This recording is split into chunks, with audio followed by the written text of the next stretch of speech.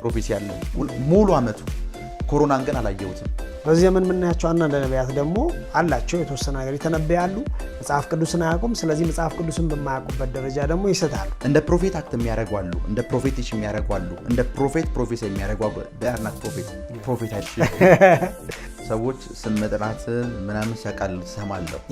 ስም ዘሪሁን ነው ስለ በምሰማው ቮይስ ከስፒሪት ዓለም ጋር ባለኝ ኮኔክሽን ምን ያህል ሹር እንደሆንኩ እየነገርኩህ ነው። ቅዳሜ ጧት ስገባ በሙሉ አዳራሹ ሰንደል ተለኩሷል።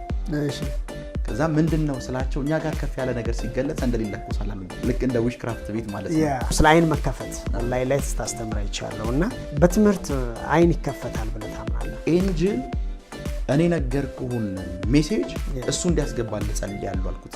በያው ጊዜ በፊት ነው የምነግርህ። ቴክስት ገባ። ይሄን በየ ተጨርስ ገባ አርኬንጅል እንትና ነኝ ምናምን የሚል ቴክስት ገባ።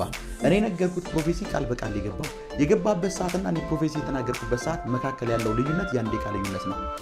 ነብዩ ላይ ተነበያለሁ ኦፊስ ፕሮፌት ነኝ በኦፊስ በስፒሪት አይደለም። በያው ጊዜ በፊት ነው ነገርኩት። ነገ ጧት መተ ቸርች መስክርላቸው ብረቱ ኤንጅል ገጥሞታል አልኩት። አሁን እቺ ነገር በጣም ማነሳት አለባት። ሰው የእግዚአብሔርን ቃል አስተምራለሁ ብሎ ወደ ቤተክርስቲያን ይሄዳል ማለት ተዘጋጅቶ ሰው ተነብያለሁ ብሎ ወደ እግዚአብሔር ቤት ይሄዳል። ዴመን ገንዘብ ሰጥቶ 3 ሚስት ከሰጠ ፖቨርቲ ውስጥ ነው ያለው። በመጀመሪያ ደረጃ ድህነት መንፈስ ነው ወይ? ናው አዲስ ታይም ደግሞ የባለጠግነት መለኪያው ከረንሲ ነው፣ ገንዘብ ነው።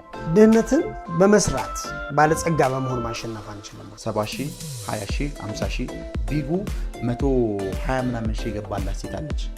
ሄደው ባንክ ቼክ ሲያደርጉ የላከላቸው ወደ ባንክ ወደ አካውንታቸው ሄደው ባንክ ቼክ ሲያደርጉ ሪሲት የለም። ያስገባላቸውም ሰው እንትኑ ላይ ይታያል። አንድ ትንቢት ከእግዚአብሔር ይናገሩና 4 ትንቢት ከራሳቸው ይናገራሉ። በግድ ፕሮፌሲ ያምጣ ይላቸውና የሰው ጥበብ ያጋነን ጥበብ ውስጥ ያስገባቸዋል።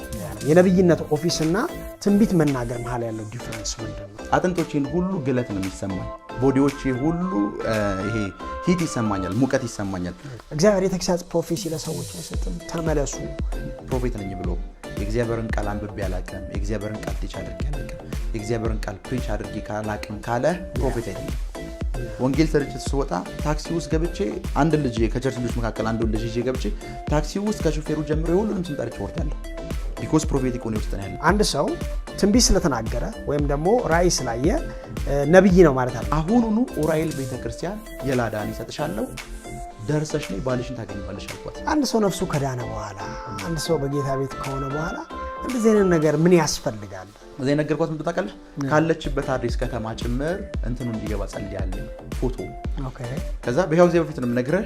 ፎቶ ሲገባ ከባክግራውንድ ኋላ የከተማ ስም አለ። በዚህ ዘመን ያሉ ነቢያት ላይ የተግሳጽ ፕሮፌሲ ሰምቼ አላውቅም። የአዲስ ኪዳን ሜሴጅ ውስጥ ብትመክር፣ ብትገስጽ፣ ብታጸና፣ ምንም ነገር ብታረግ ትልቁ ጎል ሰውን ማዳን ነው። ሰውየው ማይንድ ውስጥ የቀረችው ምን እንደሆነ ታውቃለህ? ቤት ስገባ ነው መቻለኝ